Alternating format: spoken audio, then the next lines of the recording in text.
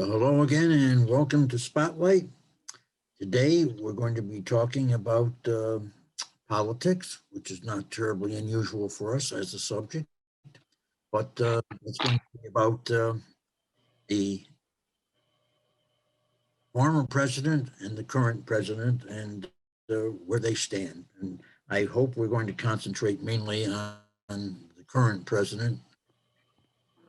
I don't think there's a great deal left to be said about Mr. Trump, but except that we are going to be seeing him in the future. First of all, I want to welcome our guests, and then it's going to be Frank Heald. Most of you, I think, will remember Frank as the municipal manager of Ludlow. And more recently, you had sojourns in Woodstock and Springfield, as I recall, Frank. True. Kevin Kuntz, who, in addition to being our local farmer, is one of our economic gurus. And let's get on with it. First of all, on the Trump side, what about the results of the Senate trial for the impeachment? Well, I think they were basically a foregone conclusion. There were no surprises. Nobody expected that he would get convicted. And unfortunately, it wound up much ado about nothing, quoting our man Shakespeare. Hey, Frank? Well, I think it pointed out one of the preemptive things in politics. You really have to be able to count. And I just couldn't see any way in the Senate we were going to count that high. Well, what do you think the result of the trial is going to be in terms of the impact on Republican votes, not just in the Congress itself, but just in general? Is Trump going to hold on to the bulk of his supporters? I think a lot will depend on what plays out over the next 6 to 12 months. He's facing lawsuits in New York City, which appear at this point in time to be able to go forward, and they will reveal what his taxable income was over the past 8 to 10 years. I think people will have a chance to sit back and reflect on what took place in the Pentagon in Washington. On January 6th? On January 6th, and maybe some opinions will change. He still has a strong following, which is understandable to the fact that he appealed to the masses very well with his plea for cleaning the swamp and trying to make things right. Unfortunately, he did a lot of good things as a president, but he never really formulated a plan and let everybody know what he was doing. What he did that was most notable was the stuff that he did foolishly or out of spite, and that's what he'll be remembered for. Again, quoting Caesar, the evil that men do lives after them. The good is often tarred with their bones. So let it be with Donald J. Trump. Okay, what is your take on this, Frank? Well, I think I agree with Kevin on several points. It seems to me that history will probably treat a lot of things that happened in the Trump administration very well. I think his influence will play out over the next couple of years, depending on how the current administration interacts with the Congress, the House, and the Senate, and whether or not we actually begin to get this country back to a point where people are working together. It should be interesting. According to Mitt Romney, the current Republican senator from Utah, he feels that Trump will be a shoo-in if he chooses to seek the nomination in 24. He has a strong political base. It's amazing. I mean, I'm a Republican, been a Republican my entire life. I consider myself a Barry Goldwater Republican. I never voted for Donald J. Trump, and I just in my conscience I couldn't.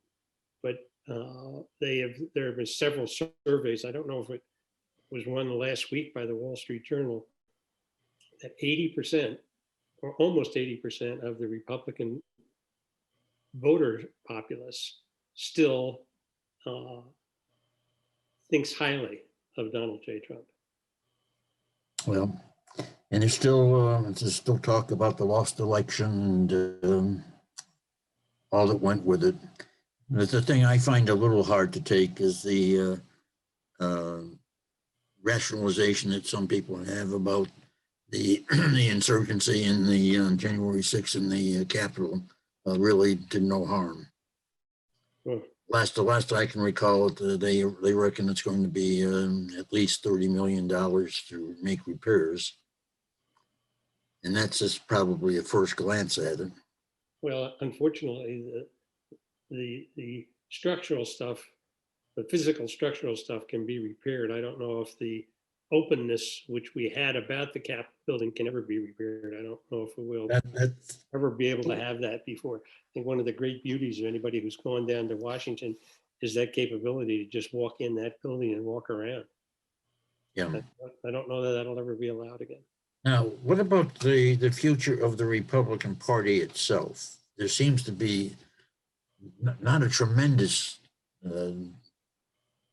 break in the group, but a significant break amongst certain politicians who either one are not going to seek re-election or would like to have somebody besides Trump as the front man in the party. But again, I think you have to see how that plays out over the next couple of years. The thing that I find distressing is a lot of good things and a lot of bad things that have happened over the last few months or the last year, but so much of it is so overplayed by the media. I don't know whether you guys spend any time switching between the major news networks and some of the alternatives, but it's distressing to me. Some of the major news networks seem to work hard to find a negative in everything. And my question is whether over the next couple of years we migrate away from this negativity that it's not just politics. We're making great strides with COVID, but every day there's a new bad thing on the horizon. I don't know. Winters, I remember Ludlow in particular, the snowbank years ago. So I'm not as shocked by some of these storms that keep sweeping by, but if you listen to the news, my God, climate change is upon us. And, well, it may well be. There's things that we just can't change, and politics and climate change and the rest of it are some of them. We can't change immediately. Yeah, I think that Frank hits a key point. Everything we seem to be emphasizing to a great extent the negative parts of the news as opposed to the positive parts of the news. Or at least that seems to be the emphasis that I pick up when I watch the national news. And it's to the point, well, we no longer watch it live. We watch it recorded because you don't have to watch the commercials at that point in time. But you can, from one day to the next, there's no breaking news stories. They seem to be the same stories rehashed again. And again, it seems to be an emphasis on the negative sometimes.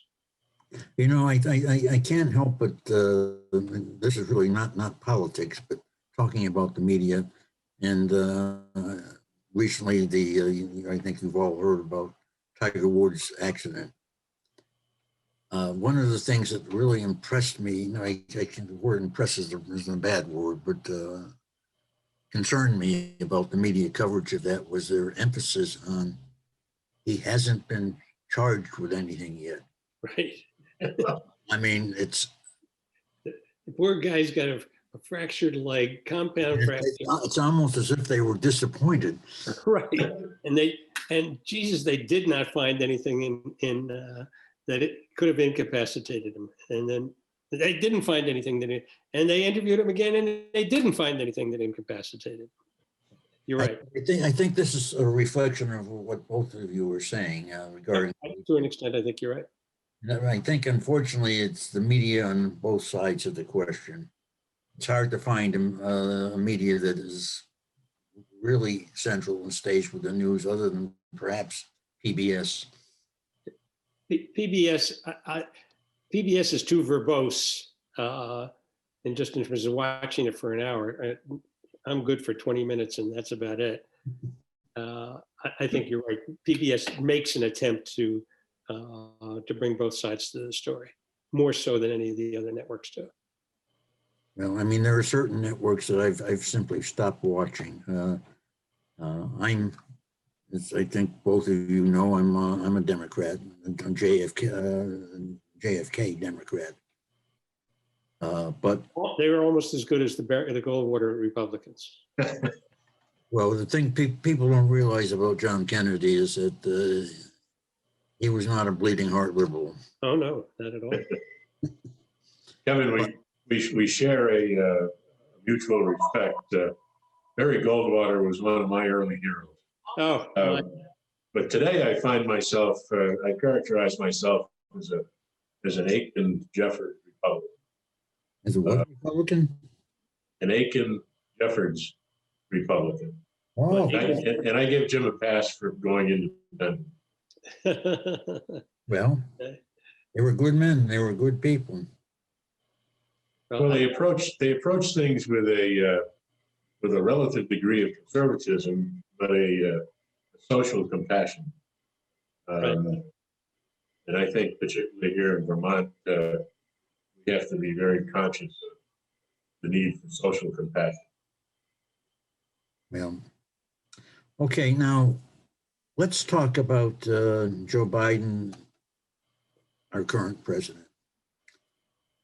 I guess, first of all, the major question that would be on everyone's mind is, how is he handling COVID in the pandemic? Well, I think. Go ahead, Frank. I think he's handling it as well as anybody could. The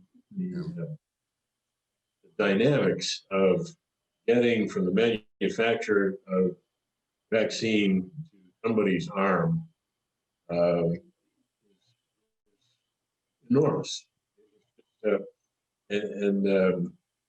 think we're a few months behind. And early in the pandemic, I thought we'd have something by fall, and I really admit we're a few months behind. But I'm incredibly impressed with what's happened up to now, and I continue to be impressed with hoping that they approve J&J tomorrow. I'm impressed with the way we're getting it into arms in the United States. I will freely tell you that I worry about the rest of the world, particularly some of the poorer nations. It's become a political football, unfortunately, with China and Russia trying to do what we would call COVID diplomacy.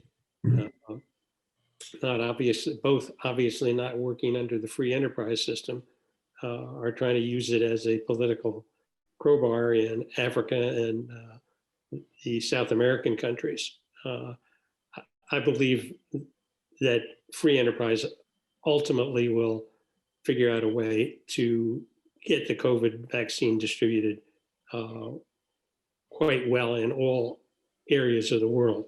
Remember, this is a Herculean task. And if you just try to look at what they do for the flu virus for next year has already been prepared and is in the process of being shipped right now, so that it is out in warehouses and ready to be distributed in the end of August and into September, so that you can get a vaccination for the flu. So, we started basically, even if we'd had the capability to start producing vaccine, say July or August, we'd still be in the hole at this point in time. we actually had all of the doses produced, or a lot of them were in production. That's why they were able to get so many out initially on the first go round, and the 20 million that they got out. I think that we'll be surprised that I think I was reading in the Wall Street Journal the other day that basically between herd immunity from the actual infections that have taken place, as well as vaccinations, that we should be well over 60 to 70% of the population infected or vaccinated sometime by June. And one of And the, Ralph, back to your original question. I think the best thing the Biden administration did was bring Dr. Fauci to the front of the camera. He has an enormous calming effect. He's a little like our Dr. Levine here in Vermont. I don't know whether you watch the governor's press conferences and all that. Dr. Levine is just an incredibly competent, calming individual that you can usually just march behind. No, I concur with that. now, what about his cabinet selection? According to the last comparison that I read, he's way behind, and Biden's way behind on approval of cabinet appointees compared to Obama and Trump. Well, I think it's tough at this time to make any judgments. We're really only. I don't, having watched, I guess over the years, I've been trying to count the number of administrations that guys our age have been exposed to over the years. I think sometimes we get lots of appointments fairly rapidly, and I think other times it depends. Seemingly, he's putting people up on a regular basis. Assuming we get them through the Senate, life will go on. And in the meantime, they're acting. In terms of quality, I guess we have to wait and see how that plays out. Right. I particularly like it as Secretary of Defense. Now, when Biden came in, one of the first things he did, I guess it was the first things he did, was issue a whole slew of executive orders, which were essentially countermanding what the previous administration had done. You think that was the best thing he should have been doing? I think they all do that. If you go back 4 years, I think President-elect Trump came with a whole bunch of executive orders, and it certainly followed through the rest of his presidency with executive orders. I wasn't particularly disturbed one way or the other. Let's sort of go by the categories that all of our media is talking about. Has he done anything with healthcare of significance?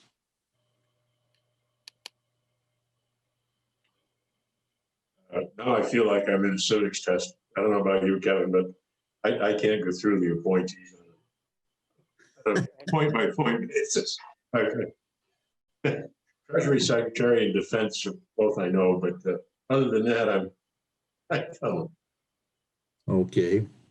Well, what about his, has he done anything? I'm not aware that he's done anything very specific or major regarding the topic of immigration, which was a big topic under Trump. I think he's issued some executive orders. I don't know that any of them have. The only one that I know that's gotten real press coverage is the one where he said he was going to let certain people in, and they backed people up across the gates down in Mexico waiting to try to get in. But they have 5,000 or 6,000 waiting to try to get in when they were only going to let in 300 or 400. I think yesterday they let in 25 people. Right. God only knows how many were over on the other side of the border. They think 100,000 plus. Okay. Now, one of the major problems that to a lot of people is this racial concern. Do you feel he's done anything on that subject?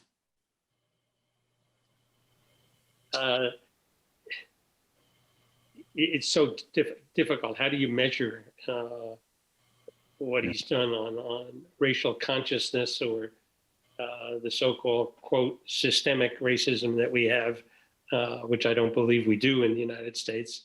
I think there is racism, but I don't believe it's systemic. It's very hard to measure that. Okay, yeah, it is. What about he is a former senator, and so he has a good deal of knowledge of the operations of the legislative branch. Have you seen anything where he is trying to get bipartisanship? Nothing that strikes out right away and says, yeah, here he's made an attempt to do something. The Republicans, he did meet with the 6 Republicans who had an idea of how to get something across, and then just said, forget about it. We're going to go do it my way. Okay. I think it's a little like trying to turn an aircraft carrier off. Right. It just doesn't. It isn't going to happen overnight. I think his staff picks, his cabinet picks show a great degree of diversity, and I think that's probably very important. But it's going to take time. The House and the Senate are still extremely polarized. Okay, now, getting back to that point, this, I forget whether it's 1.9 or $2 trillion. 1.9, but who's questioning 100 billion here or there? I didn't even know what a billion was 10 years ago. What do you think is going to happen with that? Hopefully it gets cut. How's that? That we strike a deal somewhere in between the 600 that the Republicans have put forward and the 1.9 million that the administration has put forward, or the Democrats have put forward. I believe the word is compromise, and I don't see it happening. I think 1 or 2 things are going to happen. They're going to try to do the budget reconciliation through it and ram it through. And Mitch McConnell was, I guess, the one who said, be careful of what you do, or something like that. And because all you got to do is turn the Senate around in the next by-election, and they'll wind up doing the same things. Yeah. Okay, now, what about foreign relations, foreign governments? He's got us back into the Paris climate pact. He's wants to get, apparently he would like to get back into the Iranian nuclear thing. What do you think the chances are of doing that without starting any additional problems? Well, I think that, it depends on what your outlook is on both of those factors. The Paris Climate Accord is something I think more people can embrace than people can embrace the easing of the sanctions against Iran. So I think he's rolling the dice. Climate Accord will probably get reapproved. Whether it's, I don't know that it'll pass the Senate. It was never attempted to pass the Senate because they didn't have the votes. It was signed, and that's why he could come back in and say, I'm signing it again. Didn't need the Senate to vote for it. As far as Iran goes, I believe that's a mistake, but that's a personal opinion. Frank, what's your? Well, I would tend to agree. I think if there was one thing about the Trump administration, there certainly was one thing about the Trump administration that bothered me, was kind of the move toward being an isolated nation. The world is one big sandbox. In one form or another, we've got to play in that sandbox, particularly as the arguably largest gorilla in the sandbox. And I think it's important that we do our best to improve relations essentially across the world. I would agree with Kevin. I have no great faith in the Iran situation. I worry a lot about North Korea. But other than that, I think we have to acknowledge that we play in a worldwide sandbox and need to be just. Yep, concur. Well, now he's also indicated that he is not going to be as kind to the Saudis as the Trump administration was. What's your feeling about that?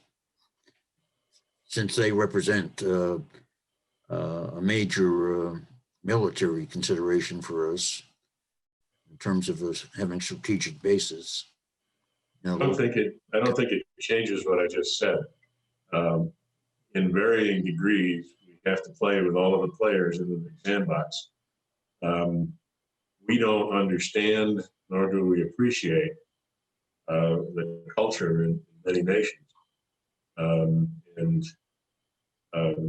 There are many things in Saudi Arabia and certainly other worldwide countries that disturb us because they don't necessarily conform to our rules. But it's a big sandbox. Well, it is. Yeah, I think Saudi Arabia is tough to figure out. It's really only a country for the last 50 years or 60 years. And I think they're still trying to figure out who and what they are and what their identity is. And it's tough for, just like Frank said, to try to impose our ideals on them and criticize without understanding where they came from and where they are. Okay. Now, Biden is going to be addressing some economic issues as well. We've all heard a lot of talk about the so-called income inequality.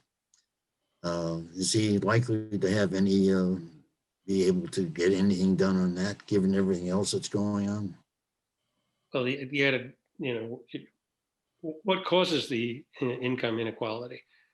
We have the government giving away hundreds of millions or billions of dollars, and where does that money flow? It flows to the people who are the richest because they know how to use it and how to make money with it.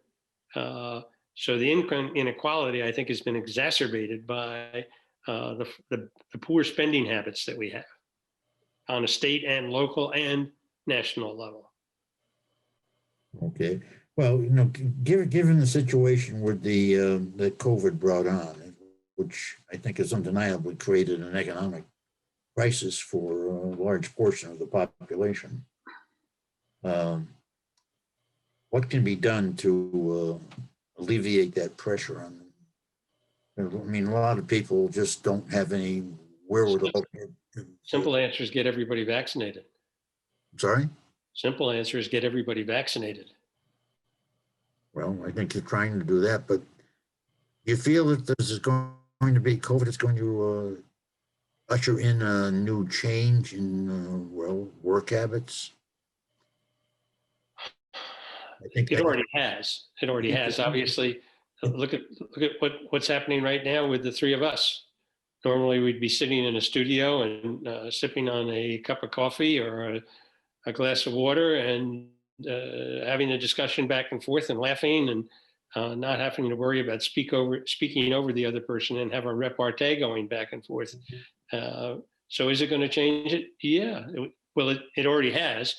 Will it change it for the better or for the worst? I think it's a combination of both. We have to adapt to those changes as they're taking place. I believe we'll move further back towards normal once everybody is vaccinated. One of the things that impressed me was Well, I've been reading about real estate in Manhattan and how they're having trouble now finding renters or leasers for properties in business locations, because a lot of businesses simply are very happy with having their employees at home. They've lost, they have eliminated an overhead expense. But I think that's just going to be, and I have a couple of grandchildren in Manhattan, so they're benefiting from the stability in the rental market. But in Manhattan, I think it's simply the canary, if you will, essentially across the country. But our whole economic system is not without hills and valleys. And this presents some interesting challenges, but on the same, on a parallel track. And your numbers point this out in Ludlow, Alfred, in the state of Vermont. Personal property, residential property, has enjoyed probably the greatest expansion, I think, over the past year that we've seen in years. And I think the whole economy just ebbs and flows. And while we might focus on business or commercial rentals in Manhattan, it's just one piece of that big puzzle that ultimately has to work its way out. It's the same way with income inequality. Things are tough today because a lot of people are out of work because of the fact that restaurants can only open at 25%, and that goes through the entire economy. And 12 months, lifetime doesn't make. We're just going to have to see how this all plays out. Okay. Now, what sort of just summarize where you think we are and what's going to be happening and what probably will not happen and what Biden's agenda is called for. You're aware of what he's seeking to do. What's going to be happening in the next year and the next 2 years and, well, the next 4 years for the term? Gosh, I think if any of us knew that, we'd be all enormously wealthy. We wouldn't have to worry about income inequality anymore. Well, I want to go actually focus down, if you will, on Vermont. And one of the bright spots that I hope I'm seeing on the horizon is the chatter within the administration and Congress even about some spending on infrastructure. And when we dial down to the towns and the counties, and particularly the state of Vermont, we have some serious infrastructure needs that taxpayers across the state are having a challenge meeting the need. And I keep hearing little snippets that tell me that we're going to see something along the lines of what happened in 2007, 8, 9 as the economy recovers. Hopefully we're going to see some federal, particularly federal money coming into the infrastructure arena. And I think that will solve some of our income inequalities because infrastructure takes workers and workers get paid, and that just is what has to happen. Yeah, I think everybody thinks about infrastructure as, roads, but it's much more than roads. It's communications, telecommunications, electrical, water, internet. That's the real infrastructure challenge. I don't think roads are. It's bridges and culverts and right. Water systems and water systems. There's water systems in Vermont. I mean, my most recent experience in Springfield, there's major pipelines that are 100 years old. Right. We had the same situation in Ludlow Village, or in Ludlow, where the improvements we made after 2008 and 9. That has to happen in a lot of Okay, well, let's just wrap this up and just decide how you feel Biden has done so far. I guess he's still in his first 100 days. Too early to make a judgment. I think I'm impressed by his energy, his capability to move around and get involved with things. Let's see when some real decision making has to take place. So impressive in terms of energy and outlook and his capability to communicate. The jury's out on what he's recommending is correct. We won't know that answer for a year. And Ralph, I matured in the ski industry for 20 odd years, so I am and I continue to be, and all hopefully an eternal optimist, and I have great hope. Okay, well, I want to thank both of you. And maybe in a couple of months, oh, not a couple of months, maybe in another year, we can look back at this again. This time, hopefully, we'll be sitting in the studio, having a cup of coffee and having a couple of laughs together. Here, I'm for that. Ralph, thank you. Thanks, Ralph. Okay, take care. And that's That's great. now. Bye.